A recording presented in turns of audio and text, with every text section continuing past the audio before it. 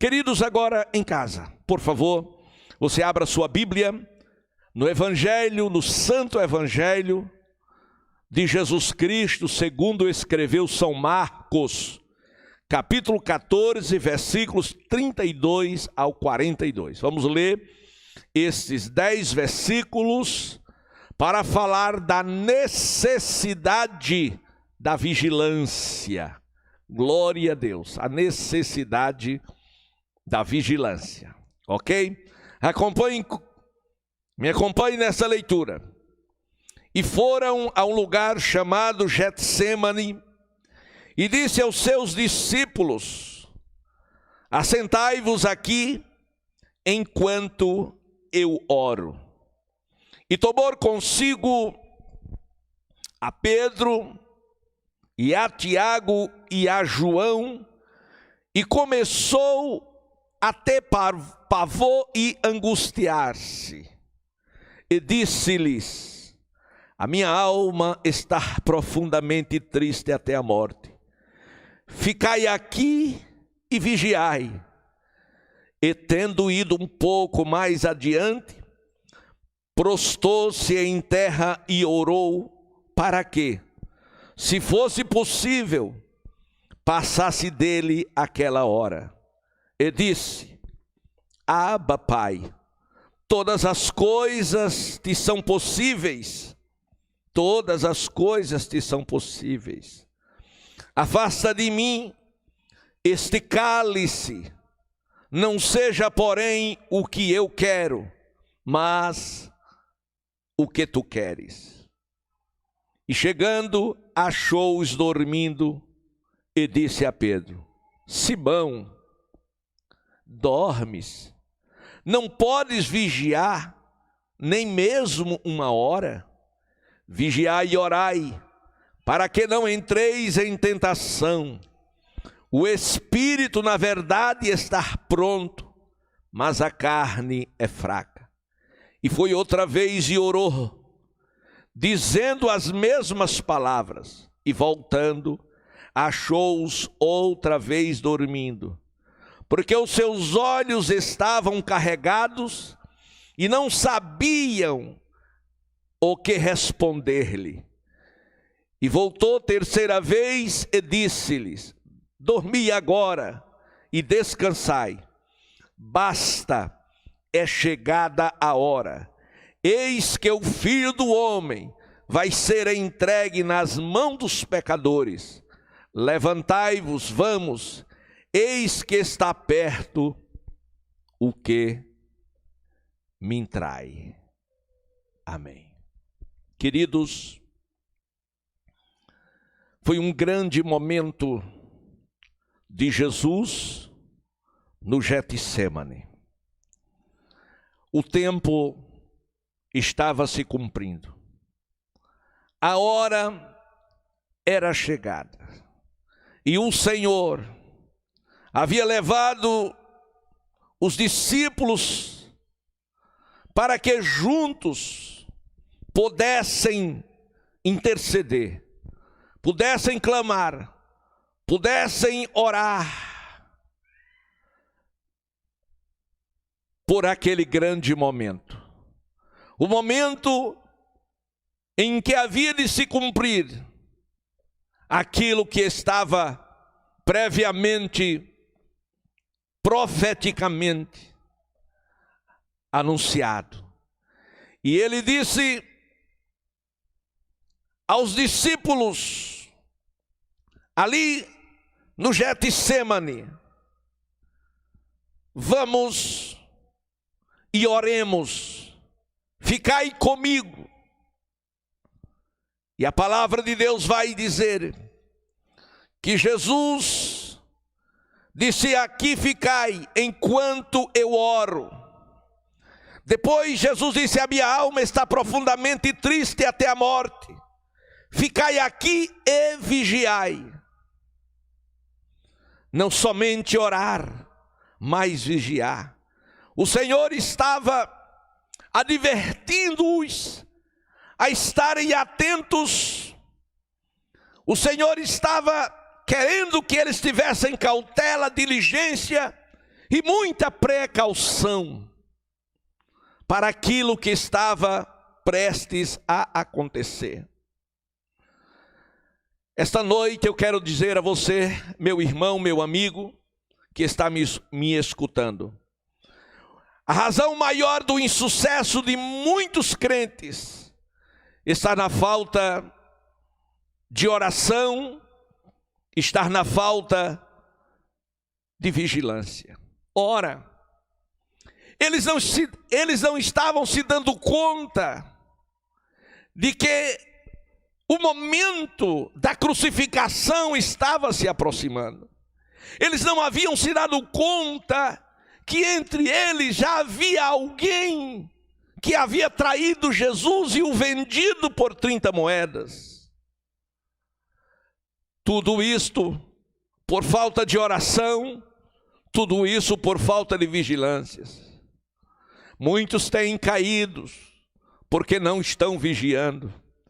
A vigilância seguramente ela produz uma vida mais proveitosa, uma vida mais feliz. Certamente aqueles que vigiam, eles têm como conquistar mais espaço e ter mais vitórias. E por esta razão, nós podemos nos acautelar e vigiar, assim como o Senhor Jesus chamou a responsabilidade dos seus discípulos, que eles precisavam vigiar. Jesus disse algo muito interessante: o espírito está pronto, mas a carne é fraca. E foi este o motivo, e ainda tem sido o motivo, do fracasso de muitos crentes que vivem uma vida desassociada da oração. Este foi um grande motivo de um homem segundo o coração de Deus, Davi. Davi, meus amados e queridos irmãos, em tempo de guerra, ele não vigiou. Enquanto que o seu exército estava na batalha, ele ficou na zona de conforto, ele ficou no palácio, ele esqueceu da oração, ele esqueceu da vigilância, e isso terminou numa grande fatalidade.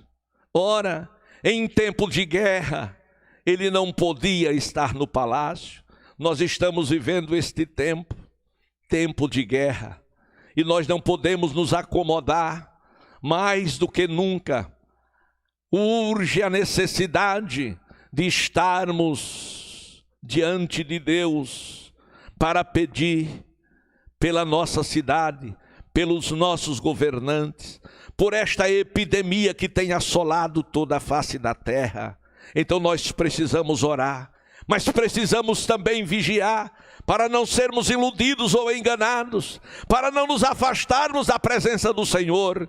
Mas Davi esqueceu de fazer isto, e ele terminou fracassando. A Bíblia também vai nos dizer que por falta de vigilância, Eva, ela saiu no jardim e se deparou com a serpente, e ali travou uma conversa com ela. E nessa conversa ela foi iludida, ela foi enganada, e a serpente conseguiu fazer com que ela desobedecesse a Deus, e assim veio a queda, e assim aconteceu a queda de Adão também. Então, quando Jesus falou que o Espírito estava pronto, glória a Deus, Ele estava falando que nós precisamos vigiar, mesmo sendo o Espírito estando pronto, mas estamos ainda no corpo terreno, estamos ainda temos uma natureza terrena. Então a fraqueza da carne pode nos levar a trair. Foi o que aconteceu com Davi, foi o que aconteceu com Adão. Então a recomendação de Paulo a Timóteo, no capítulo 2, versículo 2 e 22 foi: foge dos desejos da mocidade, segue a justiça, siga a fé, a caridade, a paz, com que com o coração puro, e invocai o nome do Senhor. Aleluia. Então, meus amados e queridos irmãos, ele estava ali. Nós somos cristãos, nós somos chamados para viver uma vida de vitória. Diz a palavra de Deus: porque os que são de Cristo devem crucificar a carne com as suas paixões e concupiscências. Gálatas 5:24. Então, o primeiro projeto de Deus, a primeira razão que Jesus deu para eles orar, para eles vigiarem, era que a carne era fraca.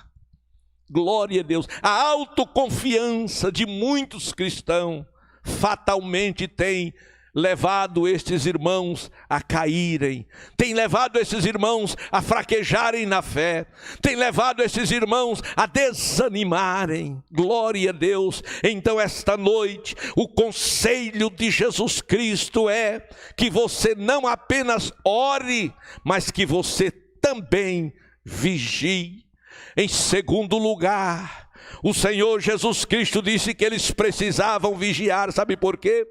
Porque eles não podiam esquecer que eles tinham inimigos. E nós temos sim inimigos terríveis, que estão procurando destruir a nossa fé, procurando destruir a nossa vida. A palavra de Deus vai nos dizer em Lucas 4:2, que Jesus Cristo, durante 40 dias, ele foi tentado pelo diabo, e naqueles dias não comeu coisa alguma, mas terminando, ele teve fome. E na hora da sua maior necessidade, quem se apresentou? O diabo. E o diabo se apresentou para Jesus para tentá-lo, para que ele pudesse exatamente fracassar na missão pela qual lhe foi confiada pelo Pai. E se você, meu querido irmão, não prestar atenção, não vigiar com as coisas que estão lhe ladeando, você pode, na tentação, você pode fracassar, você pode descumprir a palavra, você pode deixar de fazer aquilo que Deus reservou para que você pudesse fazer. A Bíblia vai nos dizer que o diabo, ele é o nosso adversário, e que ele anda ao nosso derredor, buscando a quem possa tragar, mas ele não vai conseguir tragar um crente que está vigiando. Então preste atenção, nós temos inimigos sim, e se você não vigiar, este inimigo pode lhe tragar. Quem não lembra do grande herói de Deus, Sansão, em Juízes capítulo 16, versículo 20, Sansão foi um homem consagrado a Deus desde o ventre da sua mãe. Ele foi consagrado a Deus no seu voto de nazireado. Louvado seja o nome do Senhor. Contudo, meus amados e queridos irmãos, Sansão deixou de vigiar, e por falta de vigilância ele fez um casamento errado, contrariando a vontade dos seus pais, mas era o que ele queria. Há muitas pessoas que só se satisfazem fazendo aquilo que quer, mas nós precisamos conhecer a vontade de Deus. Então Sansão não se preocupou em conhecer a vontade de Deus, e naquele casamento veio um problema gravíssimo, e ele terminou que foi traído, e ele terminou que perdeu a mulher, e depois ele não se deu conta daquele seu primeiro erro. E o segundo erro é que ele foi para Gaza e se uniu a uma prostituta, e foi pior ainda. Através daquela prostituta, meus amados irmãos, aquele homem valente, aquele homem forte, aquele homem que tinha sobre a sua vida a unção de Deus, que lhe capacitava a vencer qualquer inimigo com uma só queixada de jumento, ele abateu 1000 filisteus. Isto é muita coisa. glória a Deus. Outro dia estava na cidade de Gaza, e quando descobriram que ele estava na cidade, mandaram que fechasse os portões para pegá-lo, e ele saiu possantemente pelo meio da cidade, arrancou os portões e levou, colocou na montanha em frente. O que era isto? Era o voto que ele tinha com Deus. Porém, meus amados e queridos irmãos, Deus não tem compromisso com o homem no pecado. Sansão deixou de vigiar, ele venceu com uma queixada de jumento 1000 filisteus, mas não conseguiu vencer a Dalila, porque o seu coração estava apaixonado por ela, e ela o traiu, e terminou que ele revelou para aquela mulher o seu segredo, e ele terminou de herói, terminou a ser um palhaço, e foi levado preso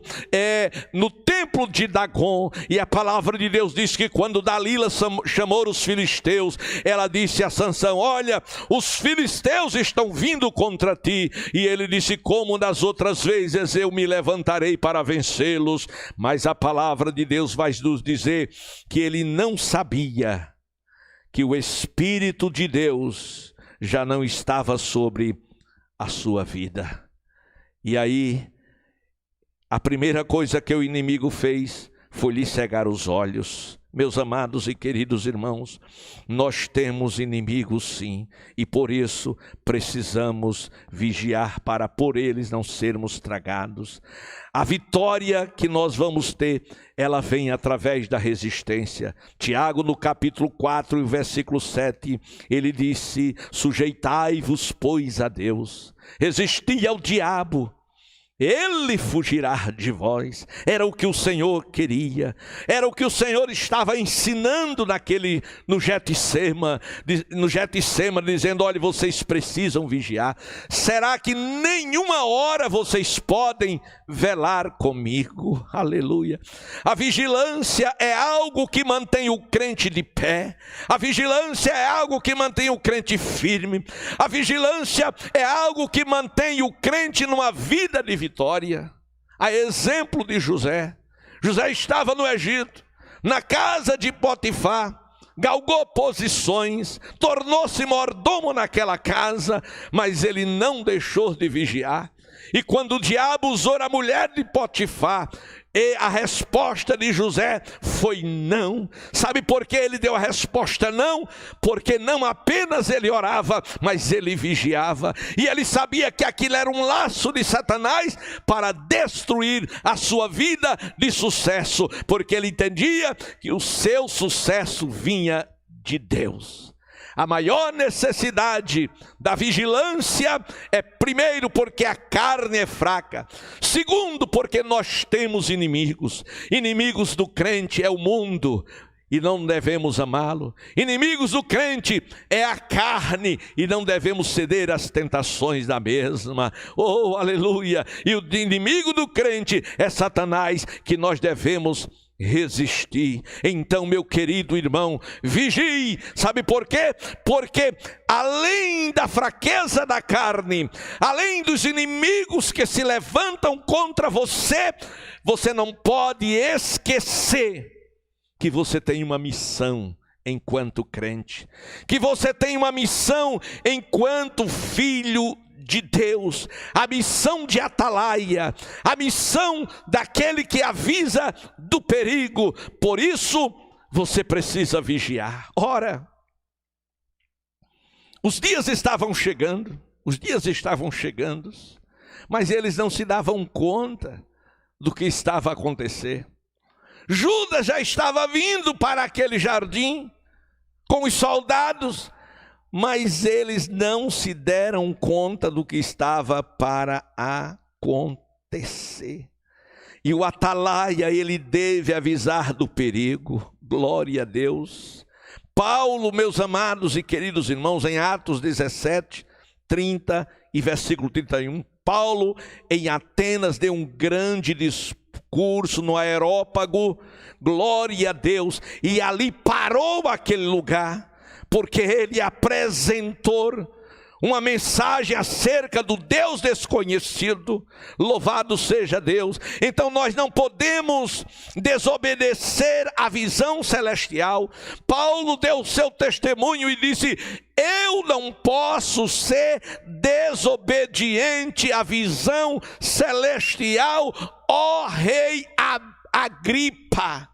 O testemunho de Paulo foi tão forte que por pouco o rei não se converteu ao Senhor. Aleluia. E eu quero dizer nesta noite, meu irmão, a você: o Senhor vai requerer de você, vai requerer de mim, vai requerer de todos nós o trabalho que nós estamos realizando para Ele, porque Ele nos confiou talentos, e nós temos uma missão a cumprir aqui na terra.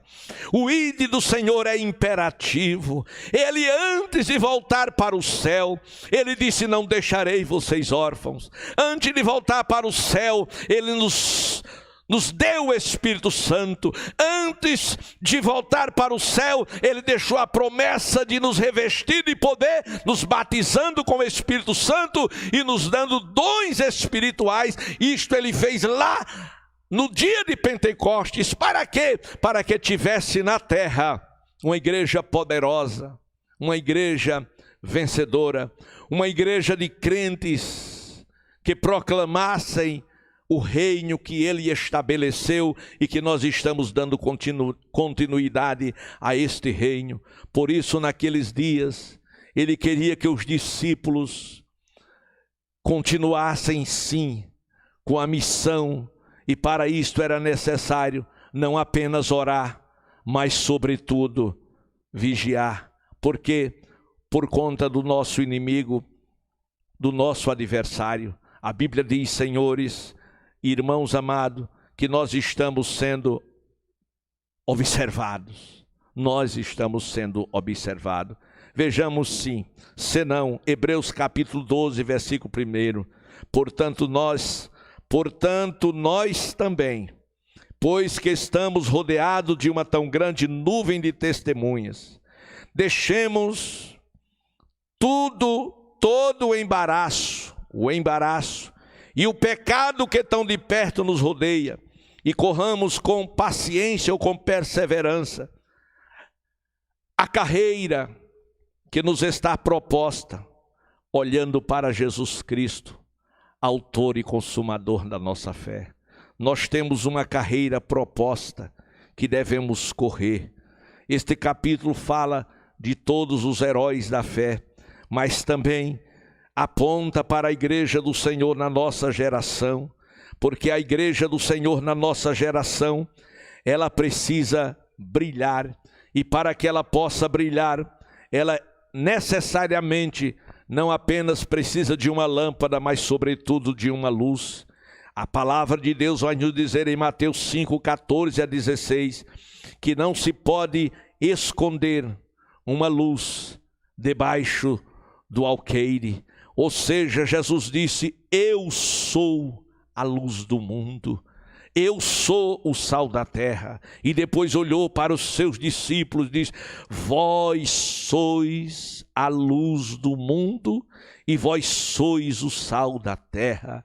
E uma luz só pode brilhar, ou para brilhar, necessariamente ela precisa de azeite, ela precisa para brilhar do Espírito Santo. Então o crente é luz do mundo. A Bíblia diz que o mundo jaz no maligno, a Bíblia diz que o mundo está em trevas, mas os filhos de Deus no mundo, eles estão na luz, porque eles são luz do mundo. Louvado seja o nome do Senhor. A Bíblia Sagrada vai nos dizer que a sunamita, ela observou o profeta Eliseu que passava ali sempre na sua porta. Ela chamou o seu marido e disse: venha dar uma olhada, marido, eu tenho observado que este homem que passa por nós, ele é um santo homem de Deus. O que a levou a este entendimento foi o testemunho daquele homem, porque ele brilhava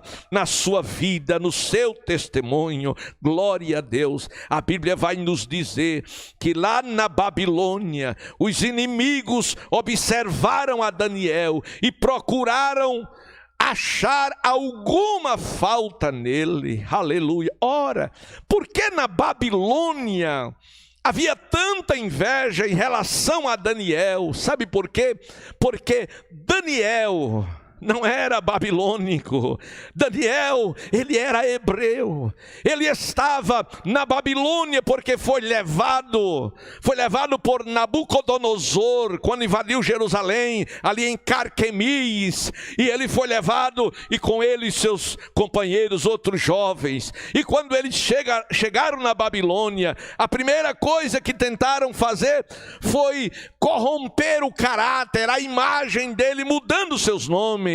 Eles tiveram os nomes mudados, mas não tiveram o seu caráter mudado. Por quê? Porque quando Jesus entra na vida do crente, depois que o Senhor entra, o caráter é transformado, é mudado, e o diabo não consegue fazer mais nada. Aleluia. Então o que aconteceu? Deus abençoou de tal forma Daniel e os seus companheiros, que ele cresceu sobremodo naquela nação, de sorte que houve muita inveja em relação a ele. Aleluia. E agora procuraram ver naquilo que podia prejudicá-lo, mas não conseguiram. Não acharam falta alguma nele. Mas alguém entendeu uma coisa. Sabe por quê? Nós não conseguiremos achar falta em Daniel. Vocês entendem qual é o segredo dele? E alguém disse sim. É porque ele tem um compromisso com o Deus que ele serve.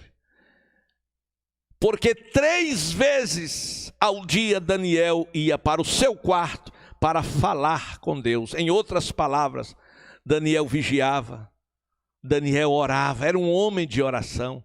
Quando ele foi levado para a Babilônia, ele foi, mas foi com um propósito. O propósito de servir ao Senhor. O propósito de manter o seu relacionamento, a sua comunhão com Deus. Ele estava longe de Jerusalém, longe da sua pátria, longe do templo, longe dos sacerdotes, longe da família, longe dos seus pais, mas ele estava perto de Deus. Queridos, mesmo na crise em que nós estamos atravessando, você pode estar longe de muita coisa, você só não pode ficar longe de Deus. Glória a Deus, porque se você ficar longe de Deus, a lâmpada em você, ela pode se apagar.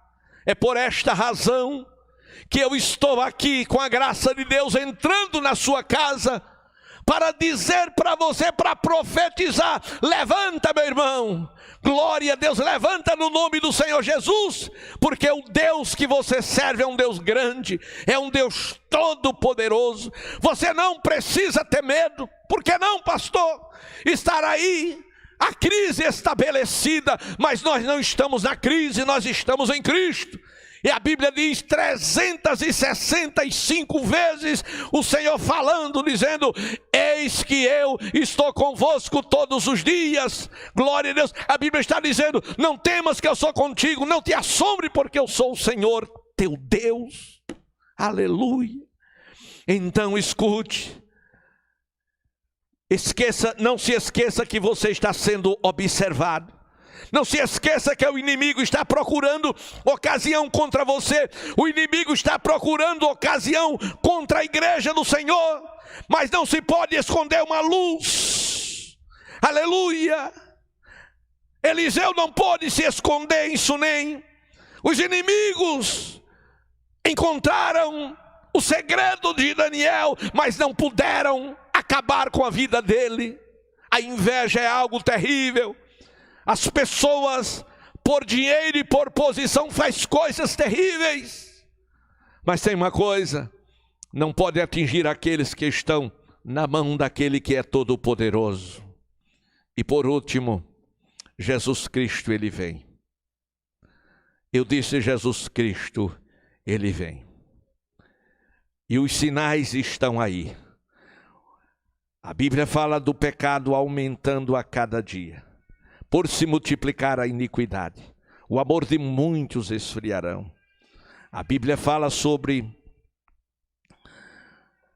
a preocupação que Jesus Cristo ele teve. Ele disse: digo-vos, depressa lhes fará justiça. Quando, porém, vier o Filho do Homem, porventura achará fé na terra? Então, porventura, quando o Filho do Homem vir, achará fé na terra? A expectativa da vinda de Jesus deve produzir em mim e em você a vigilância. Vejamos, senão, número 1, Jesus foi a um lugar chamado Getsêmani. Ao chegar lá, ele disse: sentai-vos, assentai-vos aqui, enquanto eu oro. E ele tomou Pedro, Tiago e João, e ele começou naquela oração tão tremenda e profunda a ter pavor. E ele disse: a minha alma está profundamente triste até a morte. Ficai aqui e vigiai. E ele saiu um pouco mais na frente. E quando chegou mais na frente, ele colocou o seu rosto em terra e orou. E ele disse ao Pai: se possível, passa de mim este cálice sem que eu beba. Naquele momento, alguns eruditos falam que ele teve uma visão antevendo o Calvário. E por isso ele disse: se possível, passa de mim este cálice sem que eu beba. E alguém acha que ele estava com medo de morrer. Mas na verdade não era medo de morrer, porque ele era a ressurreição e a vida. Mas o que é que então ele estava pedindo quando disse, querendo dizer, quando disse: se possível, passa de mim este cálice? Ele estava falando da dor, do sofrimento, da angústia que atravessava o seu coração no momento em que ele teve que tomar os meus e os seus pecados. A Bíblia diz que ele nunca pecou, nem nunca se achou engano em sua boca, mas ele se fez pecador, ou pecado por nós, porque ele tomou sobre si. E quando ele tomou sobre si os nossos pecados, lá no Calvário, o Pai lhe deu as costas, porque Deus odeia o pecado. Deus não tolera o pecado. E foi exatamente naquele momento que ele teve esta quebra de relacionamento, de comunhão, que ele disse: o Espírito está pronto, porque para esta hora eu vim ao mundo. Ele sabia que era necessário ele morrer para que eu pudesse ter vida. Era necessário que ele morresse para que eu pudesse ser perdoado.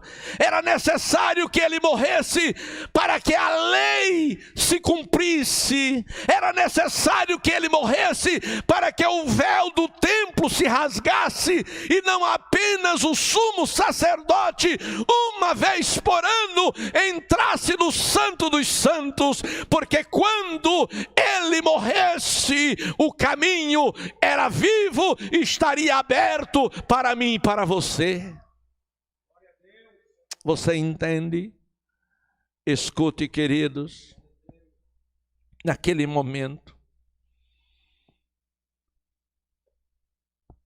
foi tão forte que o seu suor tornou-se em grandes gotas de sangue.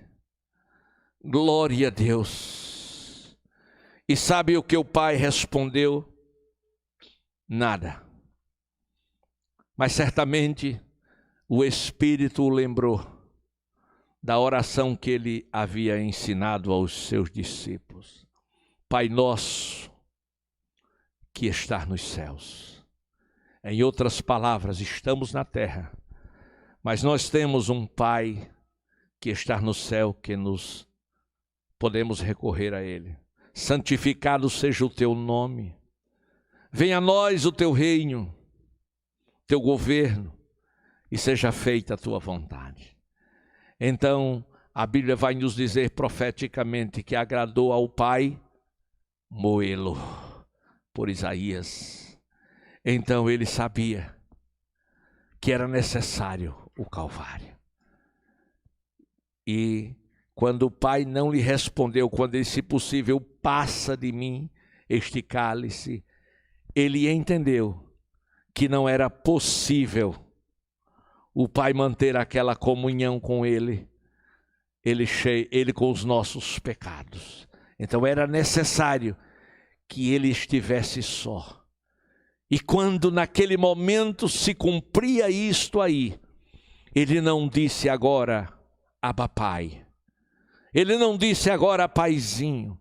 Ele não disse o que disse lá em Betânia, eu sei que tu sempre me ouves, mas eu estou falando para que eles creiam. Ele agora disse, Deus meu, por que me desamparastes? Por que me desamparastes? E naquele momento, o véu do templo rasgou-se de alto a baixo. O próprio Deus rasgou e disse, pronto, meu filho, está consumado. E o próprio filho profetizou, está consumado, ou seja, está cumprida a minha missão na terra. Dei a minha vida pela vida deles. Oh, aleluia! E por esta razão, Jesus chama a responsabilidade daqueles que estavam com ele, dizendo, nenhuma hora vocês podem ficar comigo de joelhos, nenhuma hora vocês podem orar comigo. Glória a Deus. Por quê? Porque era a terceira vez que ele voltava onde havia deixado os demais e eles estavam dormindo. Glória a Deus. E o Senhor destaca Simão, Simão, dormes? Não podes vigiar nenhuma hora. Glória a Deus. E a Bíblia diz que quando na terceira vez ele voltou, que os viu dormindo, ele disse, agora vocês podem dormir. Podem dormir, podem descansar. A hora é chegada. A hora em que o Filho do Homem vai ser entregue nas mãos dos pecadores. Vocês não se deram conta desta hora. Escute, queridos. Aquela hora em que ele foi entregue nas mãos dos pecadores, chegou num momento inesperado. Eles não imaginavam que aquele era o dia e aquela era a hora. Eles não imaginavam isto. É como você que está em casa me ouvindo. Talvez você não se dê conta do tocante à questão do tempo, da hora. É necessário que você ore e vigie em todo o tempo. Por quê? Porque dia e hora ninguém sabe, como os discípulos não sabiam. O que é que está faltando? Ora, nós estamos hoje não mais aguardando um Calvário, porque já passamos por ele. Não estamos aguardando mais a hora da descida do Espírito Santo, porque ele já desceu no Pentecostes. Nós estamos hoje aguardando o soar da última trombeta. A hora do arrebatamento é a hora que a igreja está e deve estar vigiando, aguardando este momento. Oh, aleluia! E eu sei que é uma hora que vai pegar muita gente de surpresa. Sabe por quê? Vai pegar muita gente de surpresa por conta da carne que é fraca, e muitas pessoas têm dado ocasião à carne. Sabe por quê? Vai pegar muita gente de surpresa por causa do inimigo, que é a carne, que é o mundo, que é o diabo, e tem enganado a muita gente. Sabe por quê? Vai pegar muita gente de surpresa porque muitos estão esquecidos da missão que tem para com o reino de Deus aqui na terra. Sabe por que vai pegar muita gente de surpresa esta hora? Porque muitos estão desapercebidos, que estão sendo observados. Sabe por quê? Muitos não estão se dando conta. Com tantos sinais, glória a Deus, porque não estão vigiando. Veja o que Jesus disse: assim como foi nos dias de Noé. Foi de forma surpreendente. Naquele momento, Jesus disse a ele: olha, o inimigo já está chegando. Vamos trazer para hoje. O anticristo já está se manifestando, ou não? O anticristo, deixa eu dizer outra vez, o anticristo já está se manifestando no mundo. Disso você não pode ter nenhuma dúvida. Vigia, crente. Isso quer dizer, ele ainda não dominou. Escutem, o anticristo, a besta e o falso profeta, essa trindade diabólica, ainda não dominou o mundo por conta da igreja. É a igreja que está com o pé no freio e diz: aqui não, aqui é reino de Deus. Mas escute, preste atenção. Jesus no Getsêmani disse: o inimigo já está chegando. E eu profetizo agora para você em casa: o inimigo já está chegando. Glória a Deus. O inimigo já está chegando. E você está vigiando? Que Deus em Cristo não vai, o tempo não me permite ir além, mas guarde esta palavra: ele virá como ladrão de noite. Noite aqui não fala de noite de um dia de 24 horas, ausência do sol, não. Noite aqui fala de lutas, perseguição, tribulações. Noite tem esse aspecto de trevas. Glória a Deus. Então o mundo hoje está sem uma solução para os últimos acontecimentos. Mas a solução desta igreja é Cristo. E Ele está voltando para vir buscá-la. Que Deus em Cristo o abençoe. Você que ainda não é crente, aonde você estiver, faça a sua decisão. Tome a sua decisão, dobre o seu joelho. Nós vamos orar por você daqui a pouco. Já estamos saindo do final. O presbítero Jadiel vai orar por você. E você pelo chat você já manda o seu nome e dizendo: eu tomei uma decisão, pastor, na minha casa, porque eu preciso escapar. Glória a Deus, porque olha, quando a igreja sair da terra, glória a Deus, quando a igreja sair da terra, começará a grande tribulação. São 7 anos de grande tribulação. 7 anos dividido em 2 períodos, 3 anos e meio e 3 anos e meio. Metade da semana de Daniel e a segunda metade. A primeira semana de Daniel é a falsa paz implantada pelo anticristo. O anticristo é incrível, né? Ele vai trazer a solução para todos os problemas do mundo. Vai sim, ele tem a solução.